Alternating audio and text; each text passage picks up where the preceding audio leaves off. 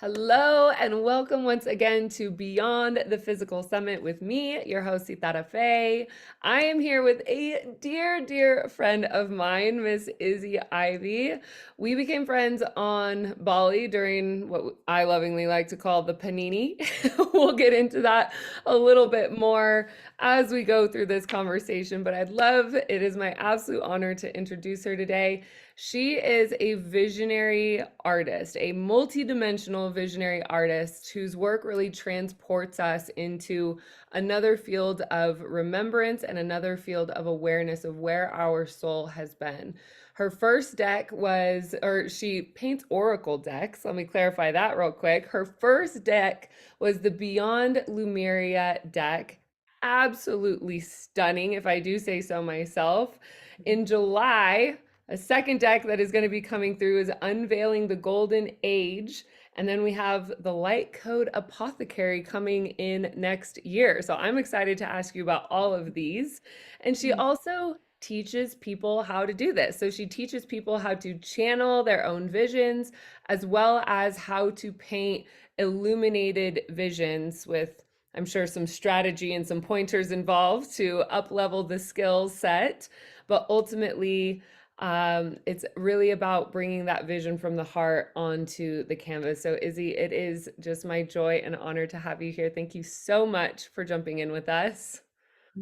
Such a pleasure to be here. Yeah, I'm really excited for what you're bringing through, Sitara. Oh, thank you. And likewise. So the first thing that I think I'd love to ask you is just, can you walk us through the process of the inspiration on how you got started painting oracle decks? I know that's a Mm. big question. Well, I think if I had known that I was going to paint an oracle deck at the beginning, I might have been too overwhelmed to actually start it. So the universe gave it to me in pieces, which were more kind of fathomable. um, yeah, I was actually not even going to be writing the Beyond the Myria originally. I was supposed to have somebody else write it, and I was going to be doing the paintings. And yeah, suddenly I had, I don't know, several people just intuitively tell me, you're going to write the deck. And then the person that was originally going to be writing it said that she had a dream and that I would write the deck. And sure enough, the publishers were like, it's almost, but it's not quite. So there was some aspects there. And then as soon as I kind of allowed myself to just kind of receive the fact that maybe that was a reality, and I did have some like resistance because I'm dyslexic and I really didn't feel like I was maybe capable of doing it. But as soon as I kind of softened into that, the downloads came through. I got messages to go to Mount Shasta. I got all these like things that some pointers, and I was like, wow, I've never even been to America. Like, what how? But and so started the journey of following the whispers.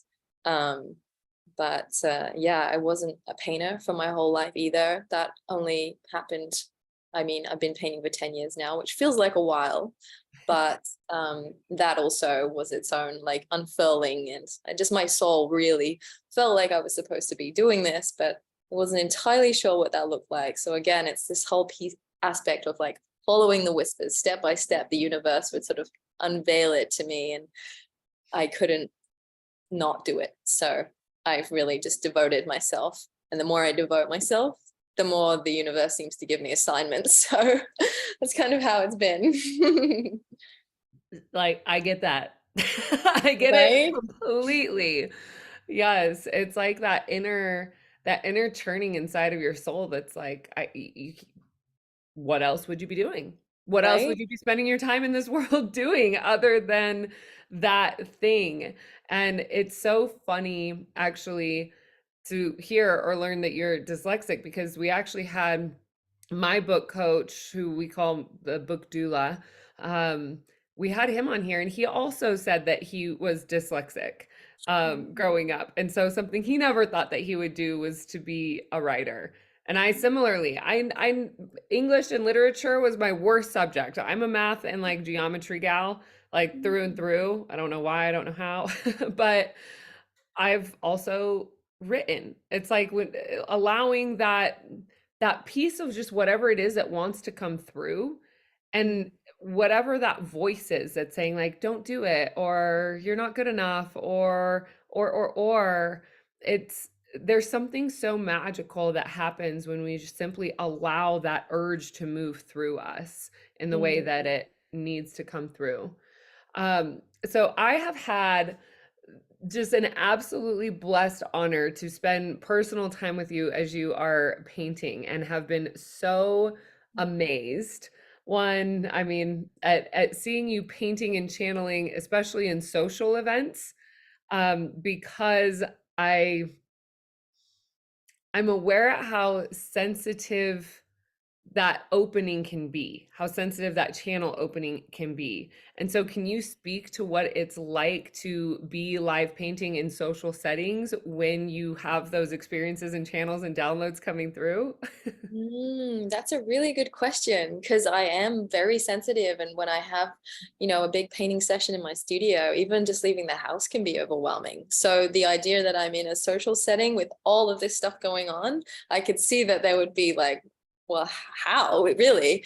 But Mhm. it's so curious because it's almost like I'm in this bubble, but it's not like I'm disconnected from the people there. Not at all. If anything, the energy of all of those souls is really fueling what I'm creating. There Mhm. was a period of time, especially when I first started painting, where I really would love being on stage. Somehow things just aligned that way, and there would be events where I would be painting alongside whoever's DJing or making music, and just the incredible like force of all of that energy on stage made me paint so fast. And like I would paint a whole painting from start to finish in like 5 or 6 hours without even moving. And it was, yeah, it was like surfing this wave. It's Mhm. true, I did get quite energetically obliterated at the, when I got off stage. So that's why I don't do that anymore. Yeah. But when I'm in like high vibing events, even ceremonies are actually one of my favorite places to live paint now. But yeah, I'm not sure how familiar people are with the human design system, but I'm a reflector, so I'm really kind of just like sampling all of that energy, and it really kind of gives me that extra like oomph to create. But there feels like this sort of protective bubble around me too, because I know when I've painted with other live painters, they it seems like they're I find that I really do. I feel like I can kind of just stay in this space where I'm not really distracted. So I'm not Yeah. really sure what's going on there. There's like this paradox that happens where I'm simultaneously feeling everyone and also in this kind of bubble where I can just 100% focus all my energy. So it's Mhm. quite a phenomena, I suppose. Yeah, But yes, I'm clearing is very important. Doing clearing work afterwards, especially, in that space when you're really open. Like I have to do that generally a lot in my life, because of yes. how sensitive I am, but especially after those circumstances. Yeah. Yeah, I can visualize what it is that you're saying. It's like being in the bubble and feeling and being aware. It's almost like having hyper awareness of like 360-degree view of what's going on and who's there, but also Mm. not absorbing. But then simultaneously, because I have had experiences in that way where I've done readings or I've done healings at music festivals. And one specific, I mean, that energetic obliteration afterwards, especially being in a field where psychedelics are being used and people are drinking. The Mm. psychedelics I can kind of handle a little bit more, but the drinking is like where things get really wonky, and then you have the entity thing, and then you're like, ah, and Exactly. it gets chaotic. Yeah. And similarly, I think I did like 3 or 4 festivals in my early years of being a baby psychic, and Mm. I was like, there's no way. I was at Yeah. Lightning in a Bottle one time, and I think I slept for 14 hours straight after doing healings in the healing center because of having to create the bubble, and creating that bubble that we're safe in to do the healing work. It took Mhm. just as much energy as even doing the healing, if not more, to create that safe and sacred space with so much stuff going on. Yeah. So, and simultaneously, what I'll say to that, and maybe this is true for you, I did find that it made me stronger in my abilities. It made me stronger in my capabilities of being able to withstand more energy and knowing that like there's a resilience there. It doesn't have to be like, "Ooh, I can't go there." Like, it's no, I know, I Mm, just know what I need to do afterwards sort of thing. totally. That makes sense. I almost feel like there's like a transmutation that happens sometimes too, because I actually just recall that I was just recently at a festival where I was painting, which I wouldn't, maybe put myself in those circumstances so much these days, but it felt like I just needed to be there and do and paint this kind of paradise-like landscape. And I don't know, I just trust. Yeah. Yeah. Yeah, I hear that for sure. If you when you feel the call, you know that the call is there for Mm, sure. And there's usually a reason or a person or people or conversations or something, it's that divine right order sort of thing. mhm, So I have a memory of, I think it was the first time that you and I really dropped in, and it was at a good friend's, I think it was a birthday party, and we were sitting out in the grass. But as we were talking about it, I had a different kind of perspective of a vision that I want to voice and share a little bit. Um, because you paint these beautiful sceneries and some of very ornate temples. And I know that mm, you and I have talked about our memories in Lemuria or our memories and connections to Atlantis, and not only knowing that one, those experiences were very much real, but also that those parallel realities are existing simultaneously.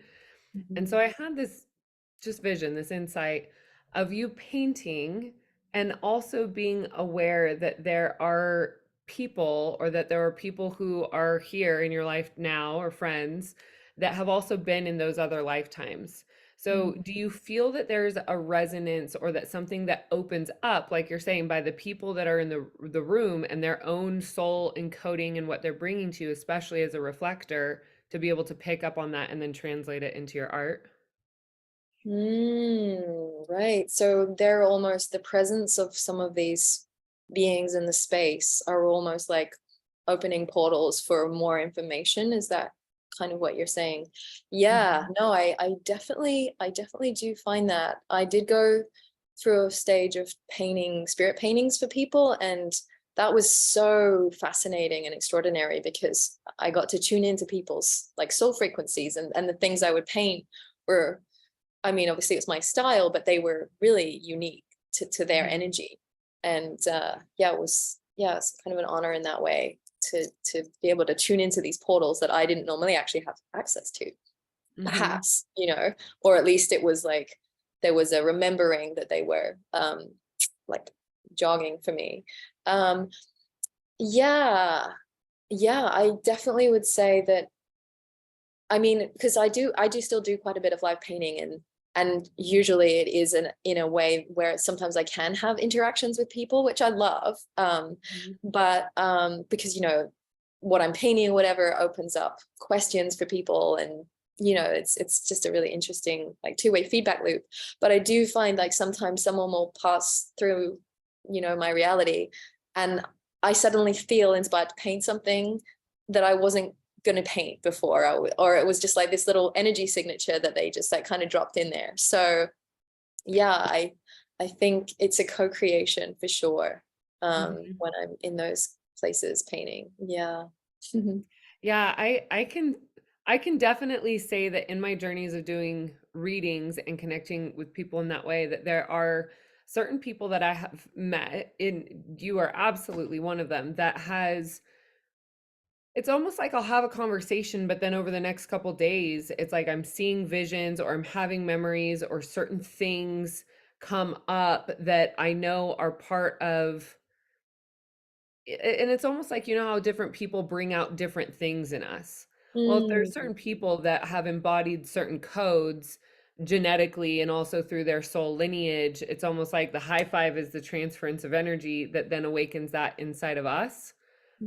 And mm, that's a lot of also what I've learned with the light codes. I sometimes explain them as like when you go and you've gotten too drunk and you've like completely forgotten what you've done, and then your friend will be like, well, do you remember when you did this, and you remember when you did that, and it's like the memory like starts to come back, and you're maybe a little bit embarrassed, but like all that aside, that's similar to what I and how I explain light codes to people, is that the light codes themselves are accessing and they're activating those very, very deep soul memories that help you to remember where your soul has been before this personality, before this avatar, before this incarnation.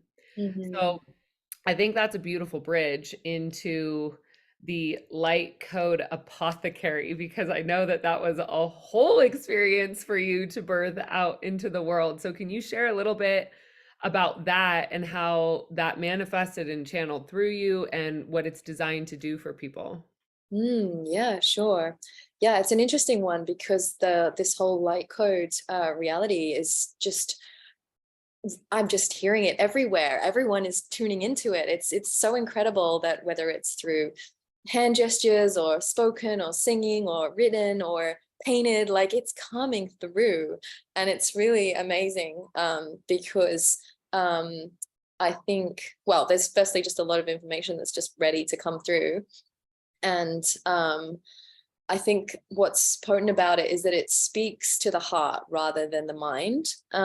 So this is where this like remembering is coming in. You know, it's like doesn't really make sense to our logical mind. It might even seem kind of weird, but there's this like, whoa, what is that feeling inside of me? Yeah, I guess I've been working with light language for maybe about 7 years now, and there's been different like there's about 5 or 6 different glyphs that are quite distinctly recognizable, and each time I've sort of received a new one, there's been different meeting points and downloads and specific journeys or beings that I've met along the way. um, but yeah, the light code apothecary is almost actually so that the deck that I was working on last year, um, it's um, it's actually kind of coming from a place for star seeds to find their human, because there's a lot of like information about how we can get out there, but so many of us are now waking up so so quickly, and it can be a little bit like a kid in a sweet shop astrally. And so this is actually, it's actually a very grounded or very like anchored project. Mhm. Funnily enough, quite a bit of it, well, one of the key themes I actually got when I was at Shasta, and I sort of tuned in up at Heart Lake, and I was like, okay, guys, what is it that you want humanity to know? And they gave me some information that I was quite intrigued by. And actually, now in hindsight, it's really making a lot more sense. And because there's such a big time lag between creating an Oracle deck and then the actual time that it's published, like I created the Unveiling the Golden Age 2.5 years ago, and it's going to be released just next month. I think the gap is going to be a bit smaller for the next one. But sometimes the information comes through in advance that I don't necessarily know why. Well, let's just put it this way: everything just happens in perfect timing. To And so I'm simplify. slightly sidetracking there, but yeah. So the codes for that project, yeah, it's a whole thing. I don't want to like spend too much time talking about it, but I can. I It, I I like you're saying, I think light codes and light language is like a hot topic, and it's something that is confusing. And let's also say that it's a hot topic for people that are ready to have that conversation. Because the mm, majority of the population really isn't. You're surrounded by mhm, them because you're a light being, and magical people attract magical people. And so, like, being in that field, I think it's a little bit easier. But, like, I go to Dubai and I'm the only one that I know that's channeling light language. And mm, so, there is a bit of education that I do think is important. And especially, just especially now, because it's misunderstood and it's kind of weird.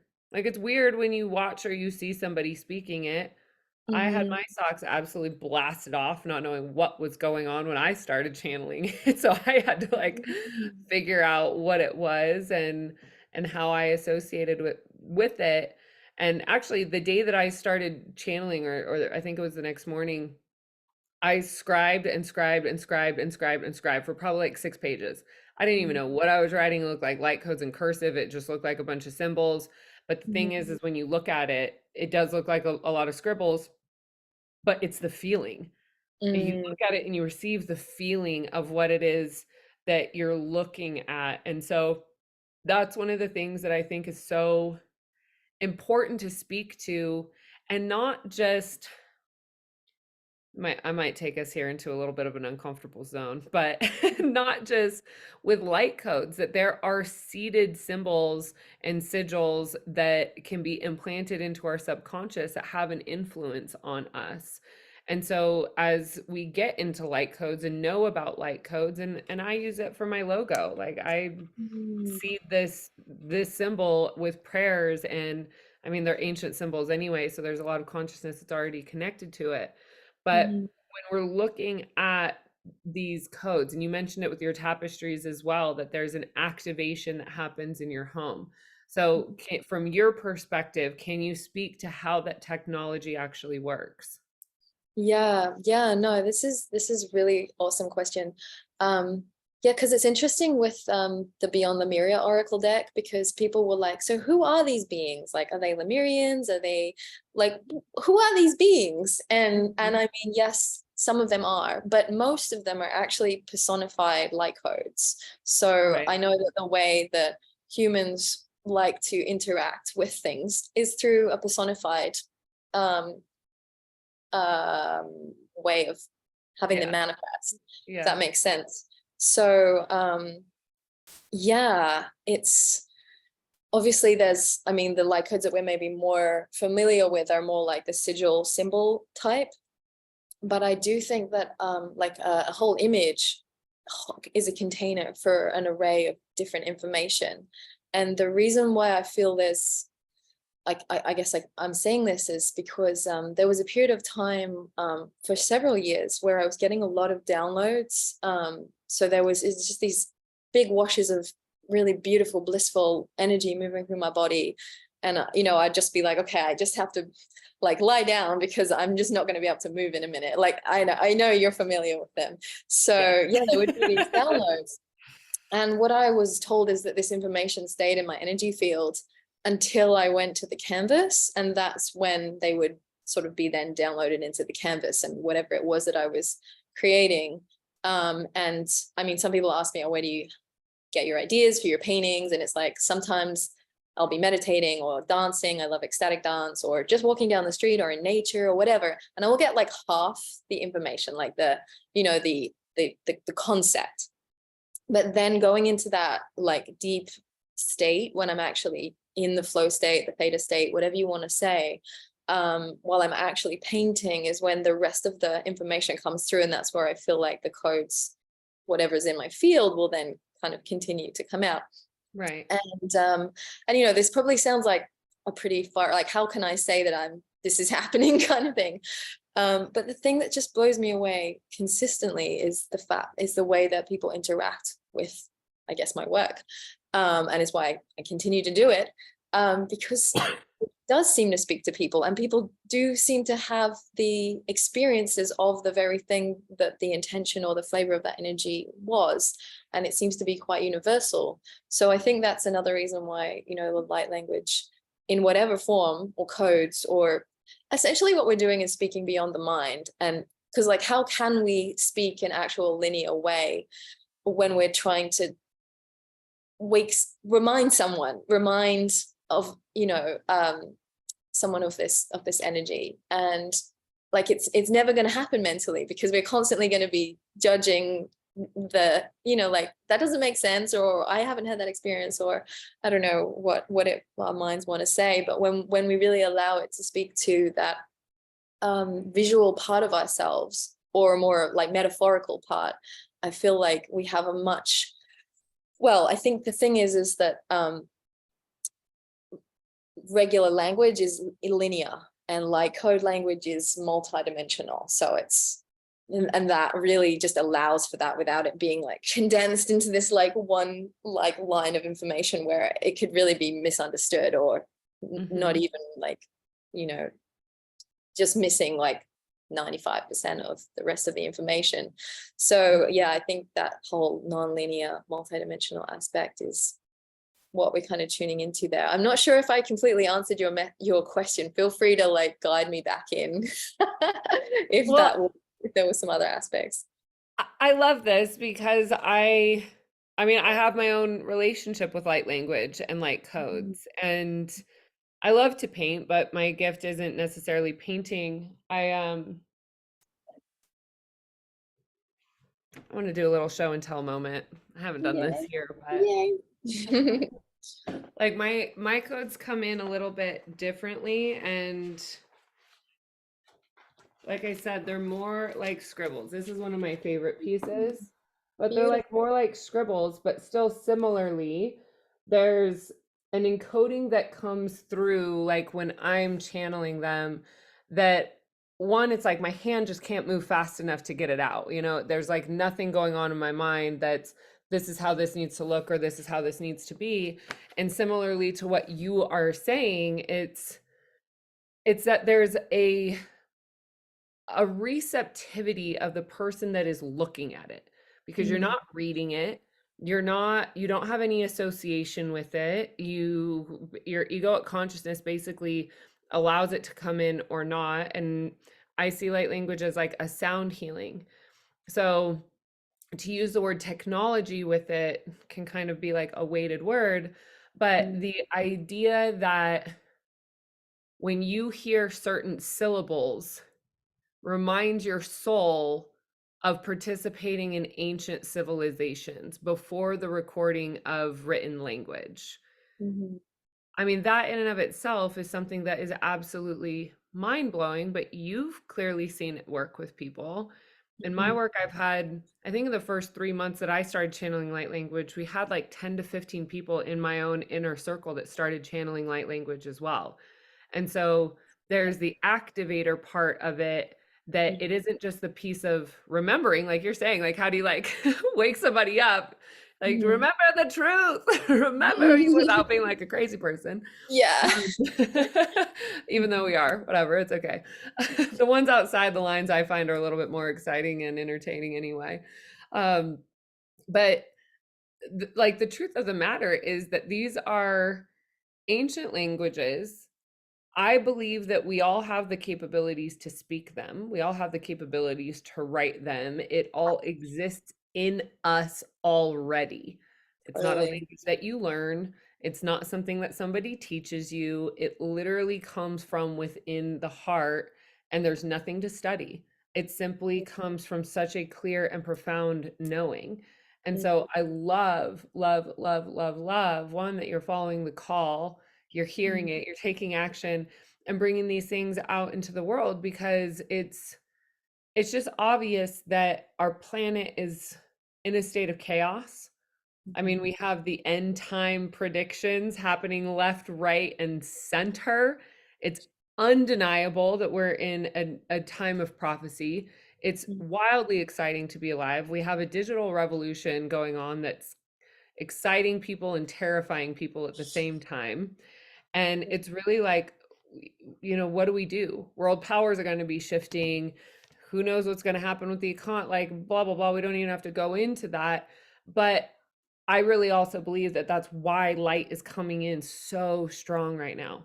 And that, you know, it came through for me in March of 2020, that it's coming even stronger for you. I remember you talking about doing the light code apothecary, and you're like, I can't stop painting. I can't get away from this. I have to do it. I have to finish it.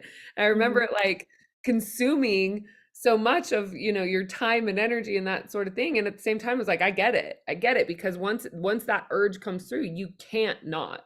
And it mhm, becomes almost like an obsession until you birth it into form in a really healthy way. Because I mean, it's just so clear that this is the gift that you're bringing to humanity, and it's mhm, such a sacred and such a beautiful gift. And to have the courage, because it does take some courage to be out in the world speaking about these things and putting it on display, and simultaneously we have to know that we're safe. And how do we know that we're safe? we connect with the guardians, we connect with the guides. We know I've never felt more etherically guided and protected in my life than I do now, knowing that every single step of the way that unfolding is happening. And those with eyes to see and ears to hear will hear these messages, and those that do not yet will just simply take a little bit longer. Mhm. Yes. So I would love to hear a little bit more. You mentioned that the tapestries that you have, a beautiful one that I see right there behind you, had them all over the friend's house in Bali. Absolutely stunning. So can you talk about how they activate the space? Like we just talked about how they activate us internally, but how do they activate the space? Well, I think the thing that I like about the tapestries is just that they are large in scale. Yeah. I mean, I love so much how the art is on the oracle decks, and the way that they can be used in that way. But they're, like they're small. But when you Hmm. have like a really big piece in your home, yeah, there is something that happens. I mean, people have like in some of my paintings too. I don't know, like different kind of like portals in some way, or like activators.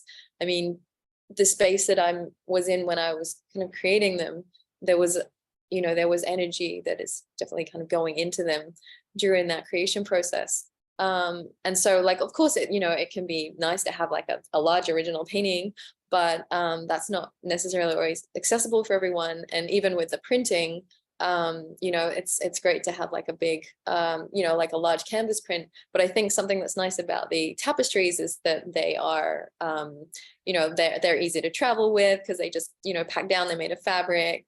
They are, and that's actually great when you're, like if you're traveling and you're just like, I want a little bit of home in my reality, and just put up easily, a tapestry, then it's like, boom, there you go.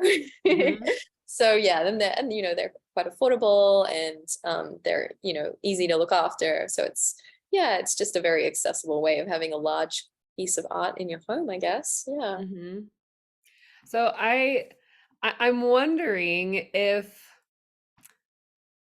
this is kind of this is just out of sheer curiosity, wanting to hear Yeah. how you feel or what you think about this. Um, do you think that those tapestries almost work, like let's say medicinally, also kind of a funny word, but that they work medicinally, and that a person can spend enough time around them until they basically receive the full dose of what is being offered, and then it's like they're ready for another one or another download or encoding? That's a really good question. I mean, I guess when we're talking tapestries, I guess just my art in general, Hmm. does feel like, yeah, it's funny to say it, but I guess this is why the deck, the light code apothecary, that's why I use the name apothecary. Yeah. It's when the name came to me, I'm like, wow, okay, and like those cards specifically, like there's an aspect that there's a type of like coding that works energetically with your field. Then there's an actual light code specific to the information that's being shared.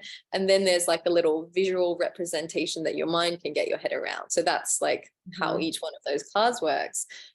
So there's like different ways of receiving that energy or information in a kind of simplified way. But I guess for actual just general paintings that have been turned into tapestries, like, yeah, I could totally imagine that could be the case. I know just from doing exhibitions that sometimes people are just really, really drawn to a particular painting, and it's got so many codes for them, that are really specific to where they are in their life. And this thing means that, and that thing means that, and all the different things, they have a lot of meaning for them, which is why I generally don't always like to be like, oh yes, this is the cut and dry meaning of this painting. It's like it speaks to you how it's meant to speak to you. It's like your own unique, you receive whatever you need from it. What's it, an adaptogen or something? I um, I think adaptogen is the perfect word. I think I would use that one as well. Yeah. So, in some ways it feels like a bit of a big thing to say, oh yeah, my painting is gonna heal you, whatever, in that way. But Mhm. I think it's just again that reminder of how things have been in, Lemurian and Atlantean times, or in times when we were in other prior golden ages, that we think of technology and healing in particular ways from referencing our current time. But I'm aware that there was a lot more prevalence in the arts and the visual, and there were other methods of receiving healing that we may be like overlooking in this current day and age. So I would say yes in regards to your question. Yeah. Yeah, that was one of the things that I was very curious to notice, right? Because I use the codes to create the meditations, and I would see um it was like the person's consciousness would only receive, like you're saying, the adaptogenic, the person's consciousness would only receive to the extent that that person could receive without like blowing out their system or fritzing out their egoic consciousness, almost like a time release kind of healing. And then what I would notice, and as I say at the end of a lot of the meditations, is check in with your intuition and ask your intuition how many times it's important for you to listen to the same recording to receive the full dose. And even when I was channeling it, the program, I had one that was like 23, and I was like, 20, I'm like, it's coming through me. I had to listen to it 23 times, my ego monkey mind sort of thing. Yeah. But that's what I noticed is like, it's like it will peel away a layer and it will peel away a layer. And so I could imagine that with the light code apothecary, and I would say any of the cards. I know we're talking about the light code apothecary, but we also have Unveiling the Golden Age coming out in June. So I want to give that one a little bit of attention here too, is that I'm sure those, it's like the codes, like you're saying, if in Beyond Lumeria there's a personification of the code, then spending time with that code is going to help embed that frequency into the consciousness of who's viewing it and who's feeling called to it. You don't necessarily need to know why you're feeling called to the image or why you're feeling called to the tapestry or whatever that is, but that receiving and the viewing and having it in your space and having because the codes have frequency. And so if you have, like you're saying, a big one on the wall, it's going to shift the frequency and the consciousness of the space that you're in a way that up levels everybody that's in there or protects the space, becomes a guardianship sort of thing. Also, probably a magnet for like-hearted beings, which is also always a beautiful thing when that happens. But I love sharing about like the technology of the codes, because I think that's really where the mystery comes in for a lot of people, and where they either want to accept it or dismiss it. And that acceptance of understanding how they work, I found, has also helped to like lower the guard a little bit and not just kind of dismiss it as like, oh, it's a symbol on a painting. Well, if it's evoking a strong feeling and a strong sensation inside, then it is important to lean into that and acknowledge that there's a shift that's happening from the wisdom that's been channeled through. Yeah. Yeah, and in light of what you shared as well, I just feel to add that with the first Oracle deck that was released a few years ago, Beyond Lemuria, I worked with it all the time, every day. It was my go-to. And as soon as it went out into the world, like as soon as it was published, it was like my baby grew up, and I was like, I never used it again. So it's Amazing. interesting. And then then the other decks come in and I'll become familiar with them. So there is something that you've touched on that's quite fascinating there as well, is that we receive this information, but there's also a kind of like bumbling human that also needs that information. And we'll and so, like you say, it could take 23 times to actually, for it to really like merge with the 3D versions of ourselves and what we're like here to be learning and growing through as well. So yeah, very I mean, a fascinating. lot of us had 13 years of hardwired, systemic programming and viral belief systems just stacked and stacked and stacked and stacked and stacked and stacked and stacked on top of us. So viewing one code one time, they are extremely powerful. They can cut through that viral programming like a warm knife through butter. Like, absolutely, I've seen it happen.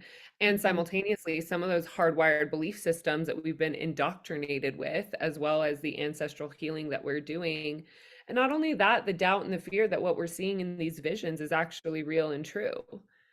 It Mhm. wasn't really until I started having these visions with other people that it helped me to move through my doubt. And that's why I think like psychic development, and I'm sure that you do sharing with your classes, Mhm. it's hearing from other people's experiences that validates that what you're seeing is real and what you're seeing is valid. And like that whole bit of self-doubt and I mean, just the amount of layers of the belief that these systems are crazy or that they're wackadoo or that they're woo.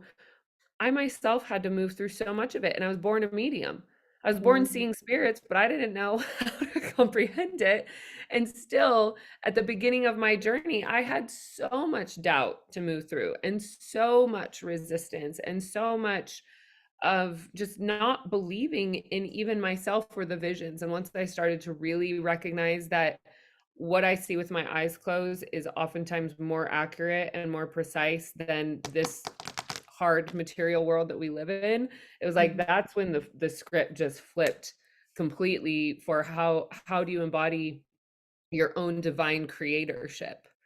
And I Mhm. would say that you have, blasted through so many of those gates to really embody your soul purpose and what you've chosen to come in here and chosen as a very poignant term, even as a soul coming in your super cute avatar to come and hang out at ecstatic dance and paint these really cute and blessed beings and just illuminate the world. Like what a beautiful choice that your soul has made to come and share all of this with us. So in case nobody said that, thank you. Mhm. Couldn't do it any other way. Yes. Mhm. Well, I am just noticing we absolutely time warped here. I that happened fast. So I would love to give you an opportunity also to share. Do you have any closing thoughts or anything that you would like to share with the listeners? Anything that's at the top of your heart? Mm.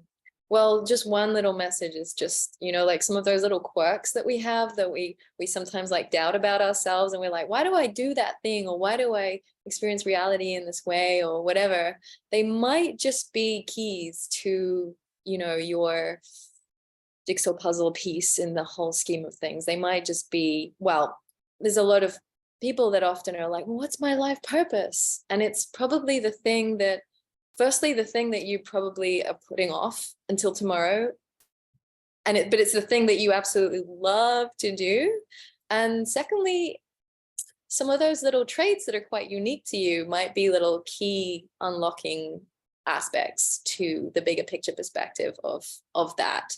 Um, for me, I'm synesthetic and dyslexic and just get a lot of information, colors and shapes to the point of it being like overwhelming. And it wasn't until I started doing the energy work where I started to realize that this was an amazing way to journey with people when I was working one-on-one. Mhm. And then of course when I discovered painting, that gave me a whole wide array of well, it just really just made sense, and was what I guess helps me to be able to share information in a way that is, yes, speaking between the lines, I guess. So yeah, I guess that would be something that I feel inspired to share. Love But that. yeah, in I'm terms of feeling it. yay. Yes. It's like that deepest secret desire that we're focused on, like what is the day commanding of us rather than focusing on that. And yeah, thank you for the permission and encouragement to pay more attention and to encourage that part to come out because that is it's so important. So thank you for that gem. I obviously 10 out of 10 recommend that you guys stay connected to Izzy. I'm sure we'll put her Instagram in the description below. She's also generously sharing a 15% off for her tapestries. So you can find them at izzyivyart.com and we'll put all the details in the description here. So, Izzy, I just want to say thank you so much. I'm so glad we were able to coordinate and put this together. I know that since we time warped, so much more information came through than what was spoken. So, I thank love you it. for your presence and your wisdom. It is an honor and a joy to know you and journey in this life with you. So, I just have nothing but wonderful things to share and say. I'm absolutely honored that you're here today. Thank you so much, Sitara. And yeah, so grateful to be a part of this magic that you're weaving and this coalescence of information that you're sharing. So yeah, Thank thank you you. for We'll showing see up. how it shapes up. Has me shaking in my boots every now and then. Keeps it exciting, right? Yes. All right. And for those listening, I will look forward to seeing you again on the next interview. Mwah! Ciao, ciao.